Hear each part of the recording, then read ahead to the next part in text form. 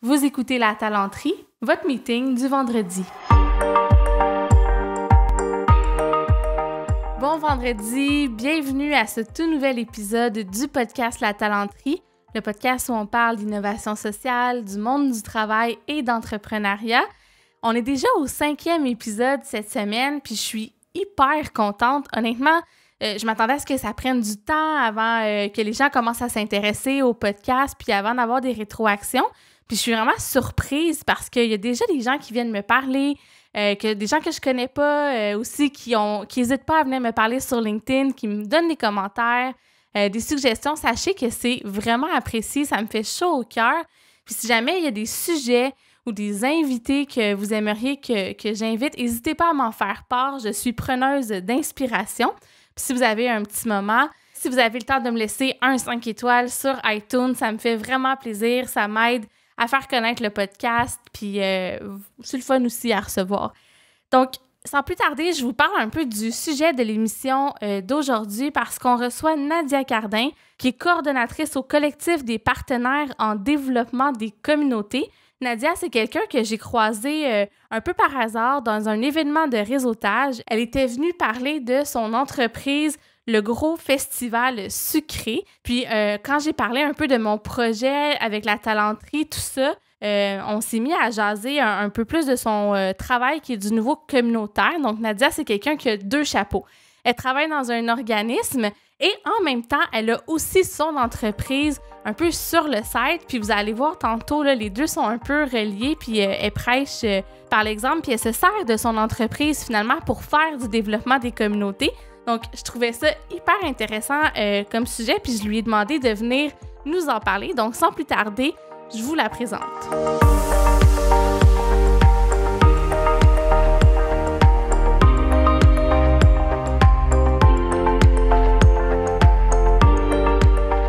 Nadia Cardin, bonjour. Bonjour, très contente d'être avec toi pour jaser développement des communautés, innovation sociale et nouvelles façons de faire. Ben moi aussi, merci d'avoir accepté l'invitation. On s'est croisés comme un peu par hasard dans une journée de réseautage virtuel dans une chambre de commerce.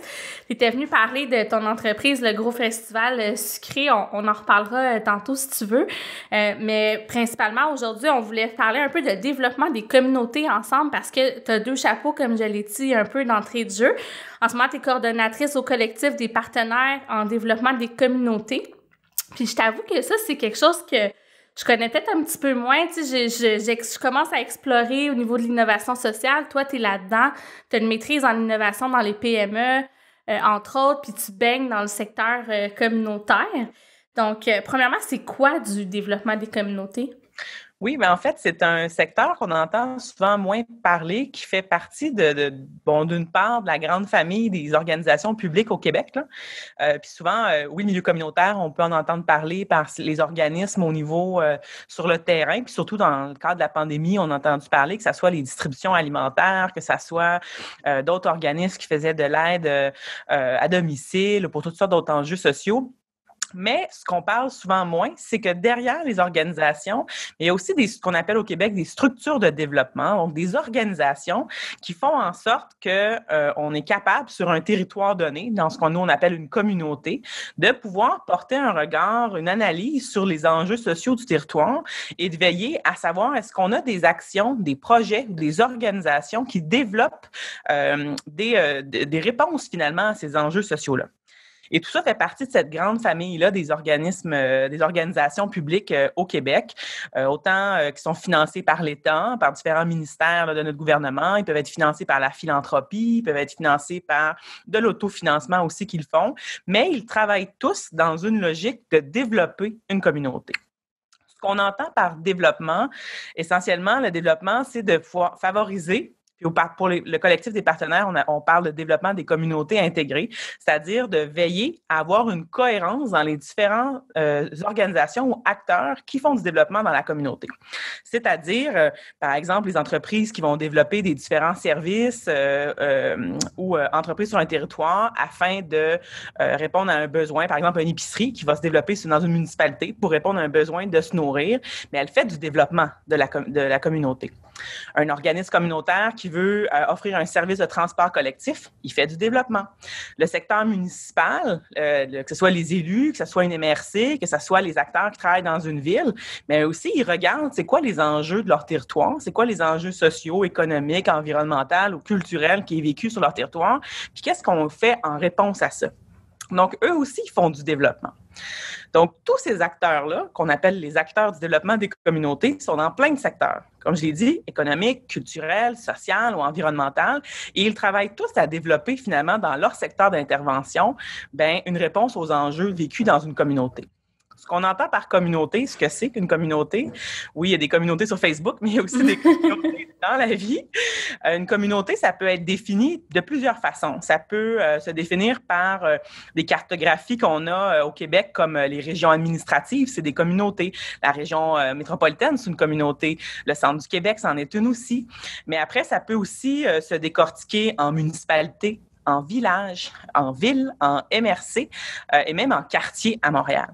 Parce qu'une autre notion importante au mot communauté, c'est le sentiment d'appartenance à la fois des citoyens, mais aussi de ces acteurs-là que je parlais tout à l'heure qui composent le territoire ou la communauté finalement auquel ils s'associent. Puis souvent, ça va se découper par rapport à des des enjeux socio-économiques, soit comme un espace physique, c'est-à-dire l'île de Montréal. C'est une île, donc il y a une communauté de l'île de Montréal. Un quartier va être enclavé de routes, donc il va se définir comme ça. Fait que le mot communauté s'inscrit vraiment dans le sentiment d'appartenance des citoyens, des acteurs qui la composent, mais d'une panoplie d'autres facteurs. Fait que quand on travaille en développement des communautés, pour résumer ce que c'est que du développement des communautés, c'est différents acteurs de différents secteurs qui vont porter un regard d'analyse sur les enjeux vécus dans la communauté et y trouver des solutions. Ou des réponses, ou des actions, ou des projets. Fait que très synthétique. C'est très clair quand même, je trouve, malgré la complexité quand on ne connaît pas nécessairement ça dans la vie. Je trouve que tu l'as super bien exposé. J'ai peut-être une question juste pour être sûre que je t'ai bien compris, parce que quand tu parles de communauté, j'entends beaucoup au niveau des limites physiques, au niveau territorial, disons, que c'est ce qui peut définir une communauté, mais tu as nommé que ça peut être des enjeux socio-économiques. Qu'est-ce que tu veux dire par ça?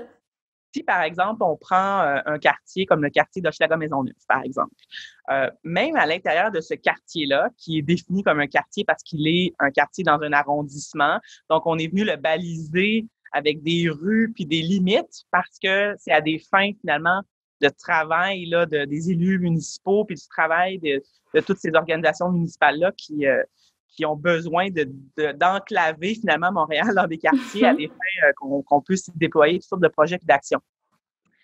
Mais si on prend à l'intérieur du quartier, là, comme Maisonneuve, qui est mon quartier en passant. Je sais pas si je te l'avais dit, mais j'habite là. C'est un bon exemple. Oui. Si on prend juste ce quartier-là, on peut se rendre compte que c'est pas pareil partout. Il n'est pas uniforme. On peut se promener proche, pour ceux qui le connaissent, du marché Maisonneuve. On va y voir un certain style au niveau des bâtiments. Il va y avoir des commerces de proximité là. Fait qu'automatiquement, si tu habites proche, tu vas aller plus dans ces commerces de proximité-là. Tu ne vas pas nécessairement à l'autre bout du quartier. Fait que toi, comme citoyen, ton sentiment d'appartenance, il va se développer alentour des services puis de ce à quoi tu as besoin pour répondre à tes propres besoins, que ça soit, comme je te dis, de se nourrir, mais culturel, etc. Donc, dans le même quartier, on peut voir des espèces de cloches, finalement, se découper.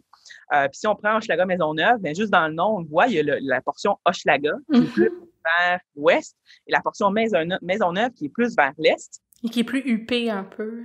L'historique des bâtiments, il y a une certaine différence ou particularité. Après, si on regarde les indicateurs socio-économiques, on va se rendre compte aussi qu'il y a des poches de pauvreté plus dans la portion Hochelaga que Maisonneuve, par exemple. Fait qu'on va avoir une concentration d'enjeux sociaux à certains secteurs dans un territoire, ce qui va aussi changer les différentes actions puis projets qu'on devra porter dans ce secteur-là pour répondre à ces enjeux-là qui ne sont pas pareils d'un secteur à l'autre, même s'ils sont dans la même communauté d'Hochelaga-Maisonneuve. Donc, ça peut être des fois ce genre d'indicateur-là qui vient influencer la définition du mot communauté, mais ce qui est important de se rappeler, quand on parle de développement des communautés, c'est que partout au Québec, c'est très différent d'un territoire à l'autre, d'une communauté à l'autre.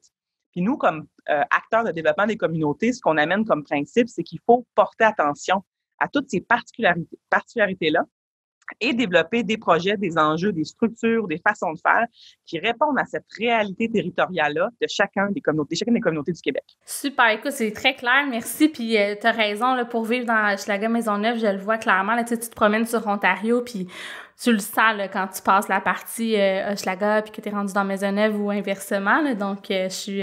Quoi que c'est en train de changer, tu sais, ce qu'on dit, là, la gentrification, c'est une réalité qui est hyper présente à Hochelaga comme dans d'autres secteurs à Montréal. Là. Est-ce que ça fait partie... Oui, c'est ça, est-ce que ça fait partie des choses que vous regardez pour protéger un peu les gens qui sont affectés là, par la gentrification? Est-ce que tu fais ça aussi? Le collectif des partenaires, nous, on est une structure, pour comprendre un peu ce que ça fait un collectif aussi grand que celui du collectif des partenaires, on est une structure nationale. C'est-à-dire que nous, on ne porte pas d'action concrète sur le terrain. Mais on va travailler avec des réseaux, des organisations nationales qui, eux, sont connectés, dans le fond, que dans leur propre réseau organisation, ils ont ce qu'on appelle soit des membres, des partenaires ou des organisations qui s'impliquent, qui, eux, portent des actions concrètes sur les différents territoires au Québec. Et ce qu'il faut comprendre, c'est qu'il y a 3 échelles de portée d'action au Québec dans le développement des communautés. Il y a celui qui est local. Donc, comme je disais, un quartier, c'est très local. Une municipalité, c'est très local. Après, il y a l'aspect régional qui, lui, va toucher une région administrative ou comme la région de Montréal, puis c'est l'aspect national. Donc, nous, on ne porte pas un regard, on ne porte pas d'action directement sur le terrain.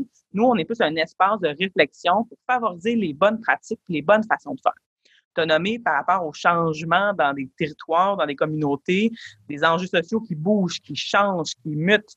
Ne serait-ce que la pandémie aura soulevé, modifié ou on vit différemment des enjeux sur nos territoires. Donc, nous, dans les principes du développement des communautés, c'est ce qu'on va réfléchir au collectif, puis qu'on va essayer de pouvoir influencer les acteurs qui, eux, travaillent localement, c'est d'être capable de porter attention à ces transformations-là pour adapter leur propre façon de faire, puis leur propre processus, leur propre action, pour que ce qu'ils fassent comme projet concret ou action concrète sur le terrain soit toujours en phase avec les enjeux et les besoins qui, eux, sont continuellement en transformation. Certains restent dans le temps. On va le voir qu'avec les données du recensement, par exemple, qu'un certain un indice de pauvreté ou de faible revenu va persister dans le temps d'un territoire. Mais après, il peut y avoir des transformations, il peut y avoir des changements. La gentrification l'amène, par exemple, dans Hochelaga-Maisonneuve, là, pour prendre cet exemple-là qu'on cite depuis tantôt. Ben oui, si le taux, par exemple, du revenu minimum, pas du minimum, pardon, du revenu médian, lui, a grandi dans le temps ou a augmenté dans le temps, ça ne veut pas dire qu'il n'y a pas encore des pochettes de pauvreté. T'sais, les gens n'ont pas disparu comme ça. Puis la gentrification a amené des défis par rapport à l'augmentation des loyers puis tout ça. Donc, il y a des organisations qui travaillent spécifiquement sur ces questions-là. Alors, elle doit toujours être au fait d'être collée à la réalité du terrain.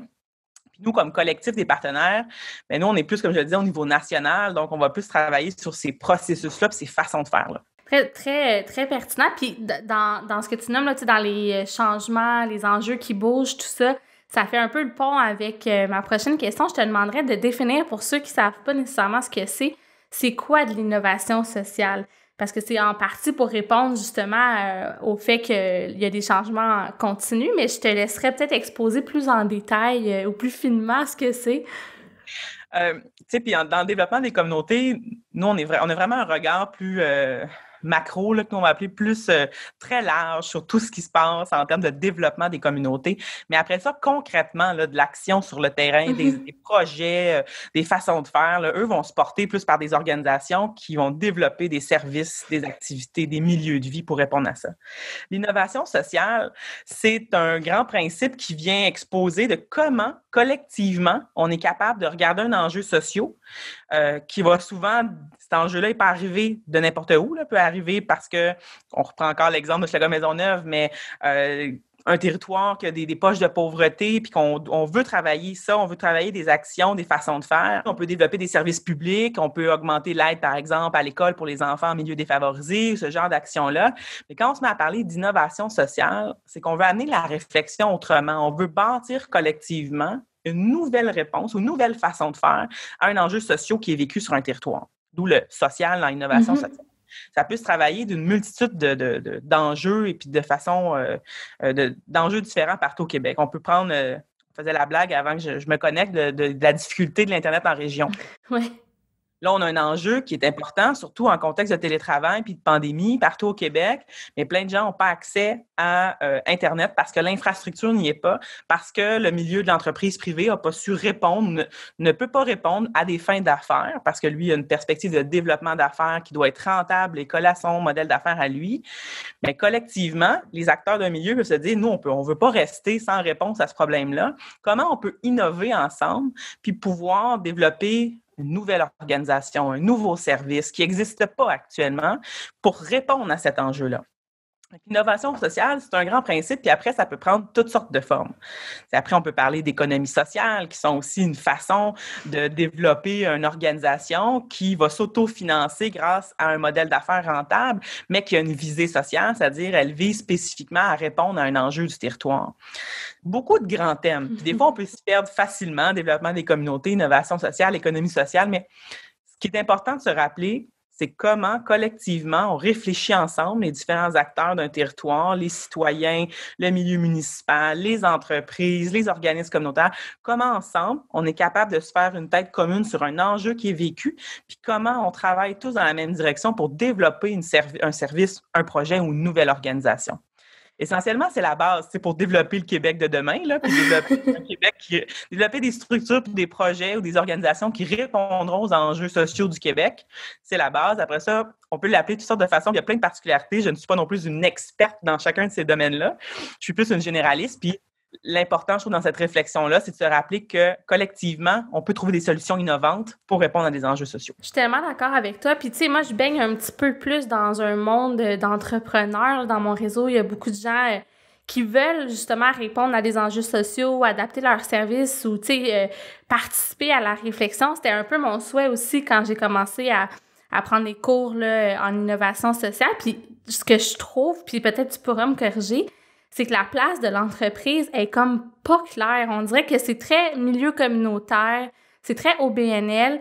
Mais puis même tantôt, quand tu nous donnais l'exemple de l'Internet en région, ton réflexe, ça a été de dire, ben l'entreprise, elle veut faire des profits, fait qu'elle s'y intéresse pas, fait qu'on va comme la tasser de côté, puis on va s'organiser entre nous pour créer quelque chose d'autre. Fait que, puis peut-être que c'est une question de grande entreprise versus PME, tout ça, mais comment tu vois ça? Es-tu d'accord de dire que c'est comme difficile un petit peu des fois, et pourtant, je suis sûre qu'il y a plein de belles... Il y en a, en fait, des belles histoires à succès, puis je pense que la force est là quand on arrime les secteurs, mais on dirait que c'est comme pas encore un réflexe d'inclure les entreprises dans les réflexions. C'est un défi au Québec parce que, tu l'as bien exprimé, puis c'est ce que j'exprimais d'entrée de jeu, le milieu du développement des communautés est traditionnellement, puis là, je dis traditionnellement, basé sur des organismes à but non lucratif. Donc, des organismes financés par soit le gouvernement ou la philanthropie ou de l'autofinancement. On a vu naître aussi dans les dernières années d'économie sociale, j'en ai un peu parlé, fait que c'est des entreprises qui vont développer un modèle d'affaires qui répond à un enjeu social. Donc, on vient marier le social puis l'entreprise. On voit naître des nouvelles initiatives dans le temps comme ça, où on voit même naître des entreprises qui, oui, ont un modèle d'affaires qui vise la rentabilité, mais qui ont une visée sociale. Il y a des entrepreneurs sociaux aussi là-dedans. On se rend compte, finalement, que l'avenir est beaucoup plus mélangé, puis je suis très enthousiaste face à l'avenir, face à comment on peut mieux travailler ensemble les différents secteurs de développement au Québec, autant l'entreprise privée que le secteur à but non lucratif. Mais il faut se rappeler que traditionnellement, on est organisé en structure juridique, puis c'est ça qui influence un peu beaucoup de nos façons de faire, les valeurs des organisations. Bien dit, les organisations qui font le développement des communautés sont de nature non lucrative, donc elles ne sont pas tournées vers la recherche d'un profit, ce qui peut des fois différer avec une entreprise qui, elle, vise la rentabilité parce que son modèle est basé là-dessus. Mais tout ça, je pense que c'est des structures juridiques, c'est une chose, mais que l'avenir est tourné vers une mixité à travers ces différentes structures-là, une convergence des efforts, puis qu'on travaille tous ensemble parce que moi, j'aime qu'on se rappelle qu'au cœur de toutes nos actions, qu'on soit du milieu économique ou social, c'est le citoyen, c'est la personne, c'est l'humain qui le compose, c'est l'humain qui va acheter un service, qui va acheter un produit, qui va aller dans un centre communautaire, qui va avoir un besoin social.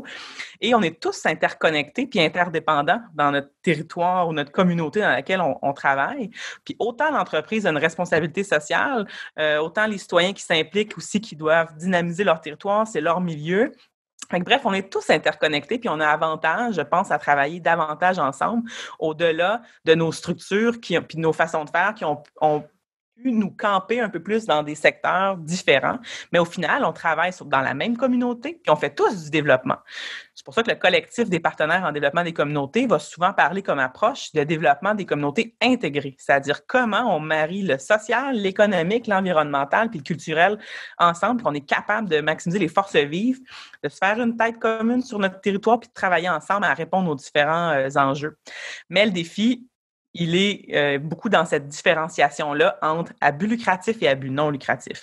Mais, comme je le dis, c'est ce qui a donné naissance à des nouvelles formes d'organisation et des nouvelles, mais aussi des anciennes. C'est Desjardins, c'est une coopérative qui est basée sur un modèle aussi qui avec des membres, le membrariat, puis la cotisation, puis tu t'impliques, puis la vie démocratique dans la coopérative, puis la ristourne faite aux membres, etc. Fait qu'il y a des modèles qui émergent à travers ça, sont super intéressants. Puis on se rappellera que les coopératives là, ont un taux de survie dans le temps beaucoup plus intéressant que l'entreprise privée, etc. Fait qu'il y a des nouveaux modèles aussi qui vont continuer d'émerger. Je trouve que c'est les choix qu'on doit faire collectivement, puis on doit le mettre de l'avant. Puis des fois, on parle du secteur à but non lucratif, puis du secteur privé, puis c'est comme si c'était deux grandes sphères.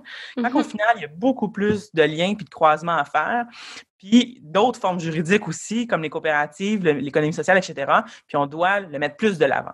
Je suis tellement d'accord avec toi. Puis, tu sais, je suis consultante, là, comme tu sais, fait que souvent, quand j'accompagne des organisations, tu sais, les OBNL, je pense, depuis un bon bout de temps, se disent, on a des choses à apprendre du secteur privé. Puis j'ai l'impression que l'inverse est aussi vrai, mais que c'est plus récent qu'on le réalise, que dans le secteur privé ou dans le secteur à but lucratif, on a beaucoup à apprendre du secteur communautaire puis de tout ce que tu nommes sur mettre en commun ses forces, s'unir pour desservir le citoyen ou le client, développer de façon différente, travailler en coopération.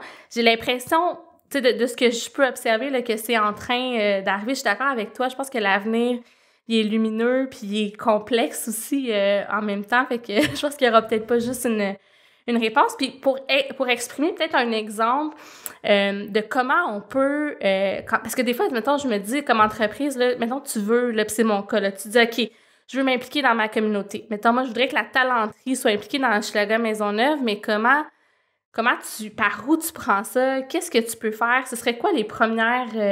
premièrement, je vais te demander de me dire un peu ce serait quoi les premières actions, puis après, je veux qu'on parle de ton entreprise à toi, parce que je pense que tu es un bon exemple concret de comment on peut faire ça. Tu sais, en fait, les premières étapes, une fois, je pense que l'entreprise le fait est sensibilisée à ça, puis a envie de s'impliquer dans son territoire, c'est comme le plus gros pas est fait. Tu sais, après, il y a plein de façons, puis c'est là que ça devient intéressant, puis au collectif, on travaille actuellement sur une grande démarche d'états généraux en développement des communautés où on cherche à voir comment on est capable aussi de tisser ces ponts-là entre les différents secteurs. Et souvent, il est dans la méconnaissance. Donc, l'entreprise privée ne connaît pas les structures en place, puis il y en a plein de structures en place qui permettent de tisser ces liens-là entre les organisations communautaires, entre le milieu, puis les différents secteurs, là, que ce soit les organismes communautaires qui travaillent au niveau social, en santé et services sociaux, mais il y a des organismes en loisirs, il y a des organismes au niveau de la culture, au niveau de l'environnement, il y en a dans plusieurs secteurs, mais il y a une méconnaissance. Fait que l'entreprise, c'est souvent pas par quelle porte Vraiment. C'est là que ça devient intéressant de connaître les structures en place parce que je nous le rappelle, je parlais tantôt de 3 paliers d'intervention au Québec, local, régional, national. Mais il y a des structures à chacune de ces paliers-là qui peuvent être une bonne porte d'entrée. Au niveau local, par exemple, on peut retrouver ce qu'on appelle les corporations de développement communautaire ou les tables de quartier à Montréal, qui, eux, sont un travail, ils regroupent les organismes communautaires de leur territoire, puis ils se donnent une vision commune, puis ils travaillent ensemble à élaborer des solutions aux enjeux sociaux qu'ils vivent. Donc, c'est une bonne porte d'entrée pour pouvoir connaître finalement l'éventail d'organismes qui travaillent sur ce territoire donné-là, puis de pouvoir apprendre à les connaître, puis apprendre à évaluer finalement lesquels répondent ou lesquels il y a des liens à faire avec l'entreprise. Parce qu'après, il faut se poser la question, l'entreprise, c'est quoi son objectif aussi derrière son implication? Est-ce qu'elle souhaite faire un don? Est-ce qu'elle souhaite s'impliquer? Est-ce qu'elle souhaite offrir des services à moindre coût à l'organisme? Est-ce qu'elle souhaite développer un projet en partenariat en fonction de son champ d'expertise, de son champ d'intérêt, puis de ce qu'elle a besoin, l'entreprise? Elle doit se poser ces questions-là. Puis puis après de pouvoir aller voir c'est quoi les différents partenaires avec lesquels elle peut travailler, comme elle le ferait avec une autre entreprise privée qu'elle chercherait à développer des projets en partenariat ou des services ou des produits en partenariat. Elle doit faire la même chose avec les organismes communautaires. Puis comme je le disais, il y a des portes d'entrée au niveau local et régional qui peuvent l'aider à voir c'est quoi les différents organismes là, qui œuvrent sur le territoire qui l'intéressent pour pouvoir voir les matchs potentiels là, entre les deux organisations. Puis est-ce que tu dirais que, disons, une plus petite entreprise qui a, mettons, juste un bureau ou une place d'affaires, est mieux de commencer par justement une table de quartier ou un organisme plus local, alors qu'une organisation qui est peut-être plus d'envergure, qui a des bureaux à travers le Québec, c'est mieux d'aller vers des organisations au niveau national, par exemple? Tout dépend de ce qu'elle souhaite, c'est quoi son intérêt. Tout dépend de son objectif derrière cette démarche-là. Je te donne un exemple d'un grand projet qu'il y a eu au Québec qui s'est développé entre les épiceries puis les moissons qui sont des organismes qui récupèrent les denrées alimentaires pour les redistribuer dans ce qu'on appelle les distributions alimentaires partout au Québec dans les communautés. Il y a un super beau partenariat entre ces deux organisations-là afin qu'on s'assure que la viande ne soit pas jetée, que la nourriture ne soit pas jetée puis qu'elle soit remise. Ça s'est fait de façon nationale partout au Québec. Comme qu'il y a eu d'autres initiatives, des fois, qui arrivent de façon très, très locale. Une maison de jeunes qui va faire un événement de levée de fonds et elle a besoin d'aide pour sa campagne de promotion puis de communication, puis elle n'a pas l'expertise dans son équipe parce que c'est une équipe d'intervenants qui font de l'accompagnement avec les jeunes. Mais est-ce qu'une boîte de communication marketing de ce territoire-là pourrait dire hey, on va te donner un coup de main, on va s'associer avec vous? Puis en échange, soit de la visibilité ou au contraire, on fait ça parce qu'on y croit puis on a envie de s'investir. Tout dépend vraiment de l'objectif de l'entreprise derrière ça. Mais assurément que les CDC, les tables de quartier, il y a aussi des organismes régionaux là, qui ont ce rôle-là. Assurément que de les approcher quand on veut voir puis connaître les organismes sur un territoire, ils sont des bonnes portes d'entrée. Mais merci pour cette clarification-là. Puis je vais me mettre en action, je pense, dès demain. Là, ça fait un bout de temps que ça mijote. Puis tu vois, j'avais eu le réflexe d'approcher un organisme au niveau national. Puis ça, puis c'est, je pense, très intéressant aussi. Mais les tables de quartier, c'est pas quelque chose que je connaissais. Donc, merci. On pense plus, c'est souvent des structures qui travaillent plus dans l'ombre parce qu'elles travaillent sur ce que nous, on appelle des processus. Fait que comment qu'on réunit des gens ensemble pour être capable de penser ensemble aux enjeux sociaux du territoire puis comment on y trouve des solutions. Fait que souvent, ils font un travail de l'ombre. Fait qu'on les entend moins parler, mais ils sont des excellentes portes d'entrée sur tout ce qui se fait sur un territoire, puis aussi pour comprendre les enjeux sociaux du territoire, c'est des bonnes portes d'entrée. Parfait. Et puis je mettrai des liens là, dans les notes de l'épisode pour les gens qui ont envie d'avoir justement une première porte d'entrée facile. Là, des fois, on peut chercher sur les internets. Donc, avec l'aide de Nadia, je pourrais vous donner un premier clic. Ce que je peux aussi dire, c'est sûr qu'après, on peut approcher les organismes un à un. Là, on peut faire ce travail-là. Puis, ce qu'il ne faut pas oublier, c'est que c'est ça qui est intéressant, les organismes communautaires, souvent, ont une vie associative. Ils sont construits, leur modèle est construit avec des gens qui s'impliquent, une assemblée qui s'implique, des membres, un conseil d'administration. Souvent, ils cherchent des gens pour s'impliquer et ils sont souvent très contents quand ils ont quelqu'un qui arrive avec une expertise là, d'un domaine en particulier. Fait que ça aussi, ça peut être une façon de s'impliquer dans les organismes de son territoire, de voir les différents comités, la vie associative, comment elle fonctionne, puis tout ça. Merci pour la clarification. Là, je veux qu'on parle de gros défis sucrés. Parce que le modèle en soi est quelque chose de super intéressant pour justement, au niveau coopératif, entraide, mettre en lumière l'expertise de d'autres gens. Fait que, parle-moi de c'est quoi, puis pourquoi tu as décidé de monter ça. Puis je pense que tu as une partenaire aussi qui est dans le projet avec toi. Donc, je te laisse nous exposer c'est quoi ce projet-là. Tantôt, je n'ai un peu parlé que je trouve que l'avenir appartient à des façons de faire différentes. Puis là, oui, après, on fait des choix de structure juridique. Dans le cas du gros festival sucré de Montréal, on a choisi une structure d'entreprise privée là, en nom collectif qu'on a parce qu'on est 2 associés là-dedans parce que c'est ça qui répondait à nos besoins. Mais on est 2 personnes qui émanent du milieu communautaire. Alors, on était très, très habités par ces valeurs sociales-là, de l'entraide, de travailler dans une perspective de développer notre territoire puis la communauté d'appartenance là, qui résonne pour nous. Dans ce cas-ci, c'est Montréal. Donc, on s'est un peu mis un chapeau très social à notre projet d'entreprise depuis c'est tout au début. Nous, c'est parti parce qu'on était les premières clientes de l'idée qu'on a réfléchi, c'est-à-dire d'organiser un festival de desserts, parce que les deux, on adore les desserts. Puis on a décidé d'aller voir celui de New York. On a trouvé ça donc bien le fun comme projet. On s'est dit, ça prend ça ici. Puis c'est là qu'il y a eu l'idée, mais après, on s'est dit, c'est qui qu'on met de l'avant comme produit, tu sais, derrière le gros festival sucré. Puis oui, des desserts, mais là, après, on s'est dit, c'est là que ça devient intéressant pour nous. On souhaitait que derrière notre projet d'entreprise, ça permette de mettre de l'avant des plus petites entreprises qui, souvent, ont de la difficulté, sont une personne. Alors, ils sont le pâtissier ou la pâtissière ou la personne qui cuisine dans sa cuisine ou dans une cuisine louée ou dans son appartement, même pour certains, et qui cherchent à se mettre de l'avant, mais qui n'ont pas nécessairement tous les outils pour le faire. Nous, on s'est dit, bien voilà, notre festival permet à des artisans sucrés. Puis pour nous, le mot artisan prenait tout son sens dans ils ne font pas de la production industrielle de leurs produits. Là, mm-hmm. Donc, souvent, ça s'est fait, chaque biscuit est fait à la main, par exemple, là, ou oui, des fois avec quelques machines, mais bon, on comprend la notion d'artisan derrière notre projet. On s'est dit, mais le gros festival sucré, sa mission, c'est de les mettre de l'avant à travers un festival ludique montréalais qui fait vivre aussi, nous, c'est un événement qui dure une fin de semaine par année. Donc, ça fait vivre Montréal, vivre les citoyens de Montréal qui veulent avoir des activités pour se divertir, pour pouvoir découvrir des produits montréalais faits par des artisans d'ici.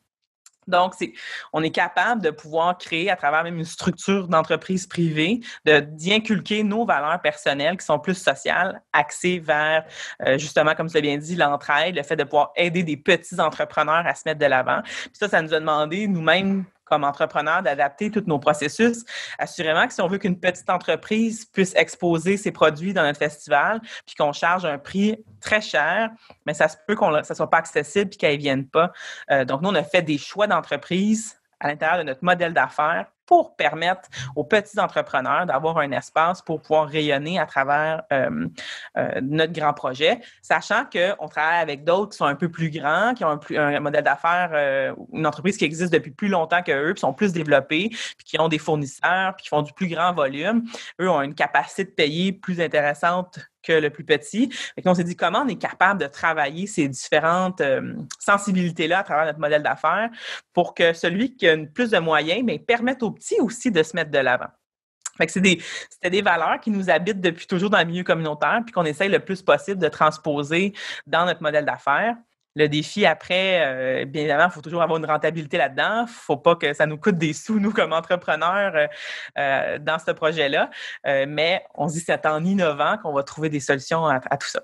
Puis vous l'avez bien fait aussi pendant la pandémie parce que là, bon, un festival sucré en pleine pandémie, mettons que ça vous a forcé un peu à revoir ça, mais tu sais, vous avez tout de suite eu le réflexe de continuer à mettre de l'avant les artisans sucrés, comme tu le dis si bien, mais aussi, tu sais, tantôt tu parlais de dans les communautés, il y a aussi le citoyen au cœur de ça, puis vous avez pensé justement aux gens qui étaient à la maison, qui avaient peut-être besoin d'un petit peu de couleur, de joie dans leur vie, fait que vous vous êtes déguisés, puis vous êtes allés livrer des desserts chez le monde. Exact. Dans la première vague du confinement, quand tout a fermé, tu sais, puis que là, même nous, on commençait à réaliser que l'événement n'aurait pas lieu cet été, puis là, en discutant avec nos artisans sucrés, que là, eux voyaient tout leur événement de l'été annulé, toute leur capacité de produire, là, d'être capable de dire, je fais quoi, moi, maintenant, là, tu sais, je prends un exemple d'une qu'on aime beaucoup dans notre entreprise qui fait des meringues de Azucar sucrerie, puis, tu sais, tout seul, puis là, tout ferme, tout arrête, je peux pas mettre à livrer tout seul. Oui, je peux le faire, là, tu sais, mais c'est plus difficile, puis là, nous, maintenant, on s'est dit, voyons, on fait quelque chose, qu'est-ce qu'on fait, comment on innove à travers cette pandémie-là. Puis là, il y avait, comme tu l'as dit, il y avait cette notion-là, hey, les gens sont tannés d'être chez eux, ils s'ennuient, ils sortent plus souvent. Puis là, maintenant, ça comme tout, on voyait d'autres entreprises faire des livraisons, puis on s'est dit, mais pourquoi on développe pas un sac à surprise sucré? Puis ça va permettre aux petits artisans sucrés qui eux, pourraient pas livrer pour 50$ de meringue, là, je donnais dans l'exemple, là, mais qu'en s'affiliant avec nous, nous, on est une courroie de transmission pour rejoindre son consommateur. Puis là, nous, on va le faire de façon déguisée, ludique. On veut mettre de la vie dans le confinement difficile des Québécois et des Québécoises du printemps dernier. Fait qu'on a réfléchi tout ça en se revirant sur un dizaine, comme on dit en bon québécois. Puis on a dit, OK, go, on développe une journée. On va commencer comme ça, juste une journée. On verra ce que ça donne. En même pas 24 heures, on en avait vendu une centaine. Puis là, nous, on se dit, si on en fait juste 50, on va être contents, tu sais. Puis finalement, en moins de 24 heures, plus d'une centaine vendues. Puis finalement, c'est plus de 500 qu'on a fait durant le confinement au printemps dernier. Mais en travaillant de collaboration, pour nous, c'était pour mettre de l'avant encore. On s'est dit, on continue notre mission première du Gros Festival sucré, c'est-à-dire mettre de l'avant les artisans sucrés et être une courroie vers le consommateur. Donc, on s'est dit, on continue à faire ça. Puis, on est en phase avec nos valeurs parce que on est, encore une fois, on aide les petits entrepreneurs à pouvoir être une courroie de vente directe avec le consommateur. Puis, en plus, bien, on met de la joie dans la vie du consommateur, puis on est allé déguiser, puis c'était drôle. Puis là, les gens ont embarqué là-dedans. Puis là, sur nos médias sociaux, c'était la folie. Le monde se prenait en photo avec les desserts. On était comme le moment, le happening de la journée. Puis j'invite d'ailleurs les gens, je vais mettre tous les liens encore une fois dans les notes, mais à aller consulter justement votre page Facebook parce que c'est beau à voir. C'est juste en la regardant, il me semble que ça met de bonne humeur. Donc, bravo pour ça. Est-ce que vous avez réfléchi un peu à ce que vous allez faire, là? Est-ce que vous allez faire quelque chose durant la deuxième vague et puis à l'approche de Noël qui promet d'être un peu triste aussi cette année? Ben là, je sais pas quand est-ce qu'on va être publié dans ton podcast, mais on en fait une pour l'Halloween. On fait une livraison spéciale Halloween pour le 31. Fait que c'est une façon de passer un Halloween plus sécuritaire, fêter à la maison. On le sait pas encore, là. Est-ce qu'Halloween va être annulé, va être déplacé? On sait pas comment ça va se passer avec la santé publique. Mais nous, on s'est dit, c'est pas une raison pour pas fêter en famille, dans le respect des mesures sanitaires, puis de pas inviter ses amis à la maison pour fêter, mais bien de se faire livrer un sac à surprise sucré. Puis les artisans avec lesquels on collabore, bien, vont offrir des produits en phase avec ce thème-là. Et on risque de répéter l'expérience pour Noël aussi, là. Le même principe des sacs à surprise là, livrés directement chez le consommateur. On s'est mis à développer tout un service parallèle à celui de nous aux consommateurs, mais plus du niveau corporatif aussi, parce que ça, c'est un défi. Les entreprises ne feront pas de party Noël, ne font plus ce moment-là avec leurs employés, mais cherchent quand même à vouloir les remercier, à vouloir offrir un cadeau. Alors, nous, on s'est dit, bien, on peut développer des sacs à surprise corporatifs adaptés aux entreprises. Fait que ça, il suffit de nous contacter là, pour voir qu'est-ce qui peut se faire. Puis nous, encore une fois, bien, c'est une façon de pouvoir mettre de l'avant les artisans montréalais de sucré, puis en même temps de répondre aux besoins de l'entreprise qui veut remercier ses employés. Fait que tu vois, c'est comme on le disait, c'est un parfait exemple de collaboration entre les entreprises, les petits, les gros joueurs, les citoyens. Donc, je trouve que tu prêches par l'exemple. Puis je te remercie d'avoir pris le temps de venir nous exposer un peu ce que c'était là justement le développement des communautés, nous parler aussi de ton métier puis de ton métier d'entrepreneur. On se souhaite quoi pour demain? Si on revient là, à notre thème de développement des communautés puis d'innovation sociale, t'aurais-tu comme un souhait à faire? Mon souhait, puis tu l'as bien dit en disant que moi, je porte les deux chapeaux, parce que mon souhait, j'ai toujours eu l'impression, moi, de pas savoir où je m'en allais quand j'étais plus jeune.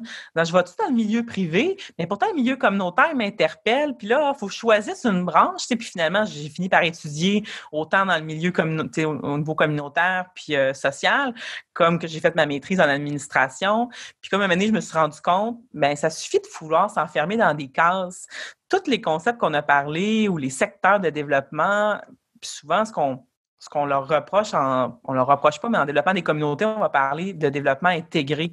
Puisque mon souhait pour l'avenir, est-ce qu'on peut juste développer nos communautés, développer le Québec, développer nos villes, nos villages, nos régions au Québec en phase avec les enjeux qu'on vit, qu'ils soient environnementaux, sociaux, communautaires ou économiques, mais qu'on travaille ensemble puis qu'on arrête de se dire on n'est pas dans les mêmes secteurs, c'est différent.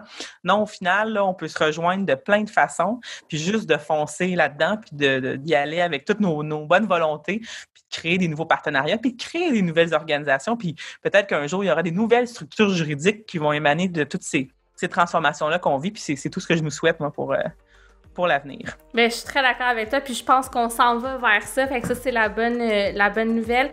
Nadia Cardet, encore une fois, merci, je te souhaite une excellente fin de journée.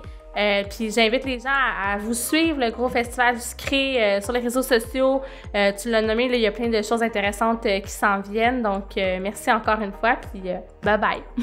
Merci à toi, Sarah, puis félicitations pour ton podcast, puis tout le travail. Puis toi aussi, tu incarnes, je trouve, cette volonté-là de faire changer les choses, puis qu'on ouvre nos horizons, peu importe le secteur dans lequel on travaille. Clairement. Je suis encore en exploration, mais je te dirais que c'est de plus en plus clair dans ma tête à force de rencontrer des gens comme toi. Merci beaucoup. Puis tout le monde, on se retrouve la semaine prochaine pour un autre épisode de La Talenterie. Bye bye!